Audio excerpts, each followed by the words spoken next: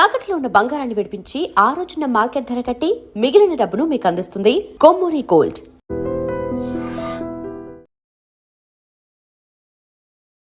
నమస్తే, welcome to I dream. నేను వలి. హైదరాబాద్లో దొంగలు పడ్డారు. అది కూడా నేపాలీ దొంగల ముఠ. పని మనుషులు అని చెప్పి నమ్మకంగా నటించి దోచేసుకుంటూ పోతా ఉన్నారు. మొన్ననే జూబ్లీహిల్స్ ప్రశాసన్ నగర్లో మాజీ ఐపీఎస్ అధికారి వినయ్ రంజన్ రే భార్యను చంపేసి బంగారము నగదుతో దోచుకుని వెళ్ళిపోయారు కదా. ఇంకా అది కొనసాగుతుంది దర్యాప్తు. ఇంకా విచారణ జరుగుతూనే. అది ఇంకా మర్చిపోకముందే ఇంకొక నేపాలీ దొంగల ముఠ చాలా దారుణంగా నమ్మకంగా నటించి ఇంట్లో ఉన్నటువంటి నగదు, బంగారం, విలువైనటువంటి ఎలక్ట్రానిక్ పరికరాలు అన్నీ కూడా దోచేసుకుని వెళ్ళిపోయారు. ఇక్కడ మీరు స్క్రీన్ మీద చూస్తున్నారు చూడండి. ఇది ఒక ఊహా చిత్రం. వాళ్ళు ఏ విధంగా దోపిడీ చేసి వెళ్ళారు అనడానికి ఒక ఊహా చిత్రాన్ని ఇక్కడ మీకు స్క్రీన్ మీద మీకు అర్థం కావడం కోసం చూపిస్తున్నాను. ఇదే విధంగా కాళ్ళు చేతులు వెనకాల విరిచేసి కట్టేసి వాళ్ళు ఇష్టారీతిన ఆ నేపాల్ దొంగల ముఠ దోచేసుకుని వెళ్ళిపోయారండి. ఇది ఎక్కడ జరిగింది? హైదరాబాద్ మేడ్చల్ మల్కాజ్గిరి జిల్లా. అక్కడ కౌకూర్ గోల్ఫ్ ఎన్క్లేవ్ కాలనీ ఉంది. జవహర్ నగర్ పోలీస్ స్టేషన్ పరిధిలో కౌకూర్ గోల్ఫ్ ఎన్క్లేవ్ కాలనీ. ఆ కాలనీలో ఒక పెద్ద ఇల్లు. ఆ ఇంట్లో రిటైర్డ్ ప్రొఫెసర్ మురళీధర్ మోహన్, ఆయన భార్య డాక్టర్ విజయలక్ష్మి ఇద్దరే ఉంటారు ఇంట్లో. అయితే కొద్ది రోజుల క్రితం ఒక నేపాలీ దంపతులు పని కోసం జాయిన్ అయ్యారు. పనులు చేస్తూ ఉన్నారు. కొద్ది రోజుల నుంచి చాలా నమ్మకంగా నటిస్తూ ఉన్నారు. వాళ్ళు వీళ్ళ నమ్మకాన్ని చేరుకుని వాళ్ళు ఏం పని చెప్తే అది చేస్తూ ఉన్నారు. ఎక్కడ కూడా అనుమానం రాకుండా, అంటే దోపిడీ చేయాలనే ఉద్దేశంతోనే ఈ నేపాలీ దొంగల ముఠా కూడా దోపిడీ చేసి దోచేసుకుని వెంటనే ఎంత త్వరగా దోపిడీ చేసి దోచేసుకుని నేపాల్ వెళ్ళిపోదాం అన్న ప్లాన్లోనే ఉన్నారు. సోమవారం రాత్రి జరిగిందండి ఈ ఘటన. సోమవారం రాత్రి 10 గంటల సమయంలో ఈ ఘటన జరిగినట్టుగా తెలుస్తోంది. యాక్చువల్గా పనిలో జాయిన్ అయిన తర్వాత ఆ నేపాలీ దంపతులు ఎవరైతే ఉన్నారో కొద్ది రోజులుగా నమ్మకంగా ఉంటూ ఒక వారం రోజుల క్రితం ఇంకొక నేపాలీ మహిళని మా బంధువు అని చెప్పి పరిచయం చేపించి ఇంట్లోకి తీసుకొచ్చారంట. సరే, బంధువు అంటున్నారు కదా అని చెప్పి వాళ్ళు కూడా యాక్సెప్ట్ చేశారు. ముగ్గురు కలిసి ఇంట్లోనే ఉంటున్నారు. అయితే దాదాపు కొన్నాళ్ళ నుంచి చాలా చాలా నమ్మకంగా నటిస్తూ వచ్చారు. తర్వాత సోమవారం రోజు వీళ్ళ దంపతుల్ని పర్మిషన్ అడిగారు. బర్త్డే ఉంది, బర్త్డే సెలబ్రేషన్ చేసుకోవాలి. ఇక పక్క కాలనీలోనే మా నేపాల్ మనుషులు, మా బంధువులు కూడా ఉన్నారు. వాళ్ళకు 3-4 వస్తారు. ఇక్కడే మన ఇంట్లోనే సెలబ్రేషన్ చేసుకుందాం అని చెప్పి రిక్వెస్ట్ చేస్తే, అరే మన ఇంట్లో నమ్మకంగా ఉంటున్నారు, పని చేసుకుంటా ఉన్నారు, బర్త్డే సెలబ్రేషన్స్ అనుకుంటున్నారు, సరే వాళ్ళ కోరికను మనం ఎందుకు కాదనాలని చెప్పి బర్త్డే సెలబ్రేషన్స్కి ఓకే చెప్పేశారు. ఓకే చెప్పిన తర్వాత 10 గంటలకి ఆ దంపతులే వెళ్ళి కేక్ తీసుకొచ్చారంట.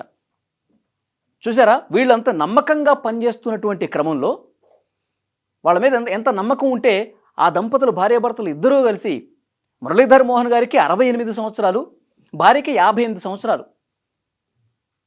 అలాంటి దంపతులు వాళ్ళ కారులోనే వెళ్ళి వీళ్ళ కోసం కేక్ తీసుకొచ్చి, అంత అభిమానంతో కేక్ తీసుకొచ్చి, పనులకి మనం నమ్మకంగా ప్రేమగా ఉండాలన్న ఉద్దేశంతో వాళ్ళు తీసుకొచ్చి ఇంట్లోనే రాత్రి 10 గంటల సమయంలో కేక్ కట్ చేశారండి. కేక్ సెలబ్రేషన్స్, బర్త్డే సెలబ్రేషన్స్ అంతా బాగా జరుగుతున్నాయి. వీళ్ళు ముగ్గురే కాకుండా బయట నుంచి వీళ్ళ బంధువులు, ఫ్రెండ్స్ అని చెప్పి ఇంకొక 3 నేపాల్ వాళ్ళు తీసుకొచ్చారు. మొత్తం 6-7 ఉన్నారు. బర్త్డే సెలబ్రేషన్ చేశారు, కేక్ కట్ చేశారు. భోజనం చేస్తున్న క్రమంలో ఒక్కసారిగా వాళ్ళ ప్లాన్ అమలు చేశారు. వీళ్ళిద్దరూ భోజనం చేస్తున్న క్రమంలో భార్యాభర్తలు వెనక నుంచి ఒక్కసారిగా పిడిగుద్దులు కురిపిస్తూ ఒక్కసారిగా వెనక నుంచి దాడి చేశారండి. వీళ్ళకేం అర్థం కాల, షాక్ అయిపోయారు.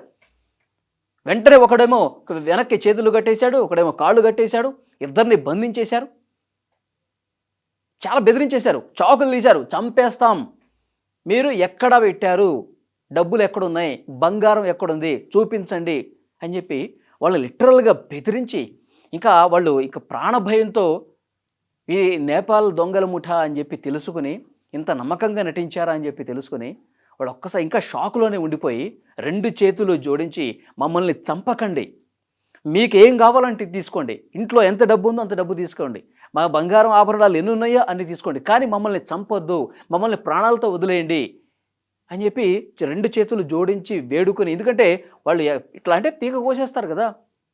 అప్పుడు ఆ టైంలో వాళ్ళు ప్రాణాలు రక్షించుకోవడమే ముఖ్యం అనుకున్నారు దంపతులు.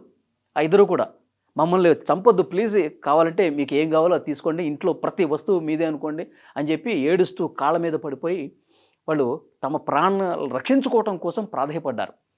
ఇట్లా చేతులు కట్టేసి మొత్తం ఇంట్లో ఎక్కడ ఏముందని చెప్పి వాళ్ళని అడిగి మొత్తం బ్యాగులన్నీ సర్దేసుకొని డబ్బులు బంగారం అంతా సర్దేసుకొని వెళుతూ ఏం చేశారో తెలుసా, వీళ్ళకి మత్తు ఇంజెక్షన్ ఇచ్చారండి. వీళ్ళిద్దరికి భార్యాభర్తలు ఇద్దరికీ మత్తు ఇంజెక్షన్ ఇచ్చేసి ఒక గదిలో పడేసి గుట్టు చప్పుడు కాకుండా వెళ్ళిపోయారు. ఆటో ఎక్కేసి వెళ్ళిపోయారంట. అయితే ఆ తర్వాత రోజు మధ్యాహ్నానికి, అంటే సోమవారం రాత్రి ఈ ఘటన జరిగితే మంగళవారం మధ్యాహ్నానికి వాళ్ళకి స్పృహ వచ్చింది. మత్తు ఇచ్చారు కదా, సో అన్ని గంటల పాటు ఆ గదిలోనే ఉండిపోయి వాళ్ళు అందులోనే మత్తులోకి వెళ్ళిపోయి తర్వాత రోజు మధ్యాహ్నం వాళ్ళకి స్పృహ వచ్చి చూస్తే అరే ఇది జరిగింది కదా అని చెప్పి వాళ్ళకి ఎలాగైనా తప్పించుకోవాలి ఇక్కడి నుంచి అని చెప్పి ఆ గదిలో ఉన్నటువంటి కిటికీ దగ్గరికి అతి కష్టం మీద వచ్చి అరుస్తూ ఉన్నారు. హెల్ప్ హెల్ప్ అని చెప్పి అరిచారు. అరిస్తే ఆ రోడ్డు మీదుగా వెళ్తున్నటువంటి ఆ కాలనీ వాసులు గమనించేంటి కేకలు వస్తున్నాయని చెప్పేసి చూసి ఒకళ్ళు ఇంకొకళ్ళు పిలుచుకొచ్చి వాళ్ళు ఇంకొకళ్ళు పిలుచుకొచ్చి వచ్చి చూసి అరే చేతులు కాళ్ళు కట్టేస్తున్నాయని చెప్పి కిటికీలోంచి చూసి తర్వాత మెయిన్ డోర్ తాళాలు పగలగొట్టి వీళ్ళు వెళ్తూ అన్ని డోర్స్కి లాక్ చేసేసి వెళ్ళిపోయారు. తాళాలు పగలగొట్టి లోపలికి వెళ్ళారు. లోపలికి వెళ్ళి వాళ్ళు అప్పటికే చాలా నీరసించిపోయారు, చాలా దెబ్బలు కూడా తిని ఉన్నారు కాబట్టి వెంటనే వాళ్ళని హాస్పిటల్కి తీసుకెళ్తూ మరోవైపు పోలీసులకు కూడా ఇన్ఫర్మేషన్ ఇచ్చారు. సో పోలీసులు ఘటనా స్థలానికి వచ్చి పూర్తిగా పరిస్థితిని పరిశీలించారు. మల్కాజ్గిరి సిపి సుమతి గారు కూడా ఘటనా స్థలాన్ని పరిశీలించి మొత్తం అసలు ఎలా జరిగింది ఏంటి వీళ్ళ నుంచి ఇన్ఫర్మేషన్ తీసుకున్నారు. అయితే ఈ నేపాల్ దొంగల ముఠా ఎన్ని రోజుల క్రితం వీళ్ళ ఇంట్లోకి వచ్చారు, ఎన్ని రోజుల నుంచి పనిచేస్తున్నారు, వీళ్ళు రెక్కే చేస్తుంటారు. వీళ్ళు దొంగతనం చేసేటప్పుడు దోపిడీ చేసేటప్పుడు ఇంటి దగ్గర ఉన్నటువంటి సీసీ కెమెరాలు అన్నీ కూడా ధ్వంసం చేసేసారంట. మన ఆచూకీ ఎక్కడ కనిపించకూడదన్న ఉద్దేశంతో వాళ్ళు ఆ విధంగా ధ్వంసం చేసేసి వెళ్ళిపోయారు. అంటే ఇది పక్క ప్లాన్ ప్రకారం చేశారు. మత్తు ఇంజెక్షన్ కూడా ఇచ్చి దోపిడీ చేసి మా బంధువులు ఉన్నారు పక్క కాలనీలో అని చెప్పి మీకు ఇంకొక ముగ్గురు నేపాల్ వాళ్ళని కూడా తీసుకొచ్చారంటే ఒక పక్క ప్లాన్, ఒక పక్క స్కెచ్తో పకడ్బందీగా అమలు చేశారని చెప్పి పోలీస్ అధికారులు కూడా అర్థమైపోయింది. ఆ కాలనీలో అక్కడ ఉన్నటువంటి సీసీ కెమెరాలు అన్నీ కూడా పరిశీలిస్తున్నారు. ఎందుకంటే వీళ్ళు రెక్కే చేస్తే ఒక లాస్ట్ 1 వీక్లో ఎవరెవరు నేపాల్ మనుషులు ఈ గల్లీల్లో తిరిగారు, ఎవరెవరు నేపాల్ మహిళలు ఇక్కడ తచ్చాడుతూ అనుమానాస్పదంగా కనిపించారు, ఈ డీటెయిల్స్ అన్నీ కూడా తీసుకుంటూ ఉన్నారన్నమాట పోలీసులు. చూడండి, అంటే నేపాల్ దొంగల ముఠా ఎంతకైనా బరి తెగిస్తున్నారు అనడానికి సో ఇవాళ జరిగినటువంటి ఘటన ఒక సజీవ సాక్ష్యంగా నిలిచినటువంటి పరిస్థితి ఉంది. మొన్న లాస్ట్ వీకే కదండి, మొన్నే జరిగింది. జూబ్లీ హిల్స్ రిటైర్డ్ ఐపీఎస్ అధికారి భార్యను నోట్లో గుడ్డలు కుక్కి చంపేశారు, ఉన్నదంతా దోచుకుని పోయారు. ఇంకా కేసు ఇంకా మర్చిపోలేదు, ఇంకా జరుగుతూనే ఉంది. అసలు మళ్ళీ వారం రోజులు కూడా కాకముందే ఇంకొక నేపాల్ దొంగల ముఠా ఈ విధంగా రెచ్చిపోయి ఇంట్లో బంధించి మరీ మొత్తం దోచుకుని పోయారంటే అసలు హైదరాబాద్లో నిజంగా దొంగల ముఠా ఏ విధంగా స్వైర విహారం చేస్తుందో అని కూడా చాలా క్లియర్గా అర్థమవుతుంది. సో డెఫినెట్గా పోలీసులు చాలా సీరియస్గా యాక్షన్ మొదలుపెట్టారు ఈ పాటికి. ఎందుకంటే చాలా గంటలు అయిపోయింది కదా, ఇది ఒకరోజు తర్వాత తెలిసిందంటే ఈ 1 డే గ్యాప్లోనే వాళ్ళు నేపాల్ వెళ్ళిపోయి ఉంటారు. మళ్ళీ పోలీసులు కొన్ని బృందాలు అక్కడ నేపాల్ సరిహద్దులోకి వెళ్ళి మొత్తం ఇప్పుడు వాళ్ళ కోసం వెతకాలి. ఉన్న సీసీ ఫుటేజ్ కెమెరాలన్నీ కూడా మళ్ళీ వెతికి వీళ్ళ కోసం పట్టుకోవాల్సినటువంటి పరిస్థితి ఉంది.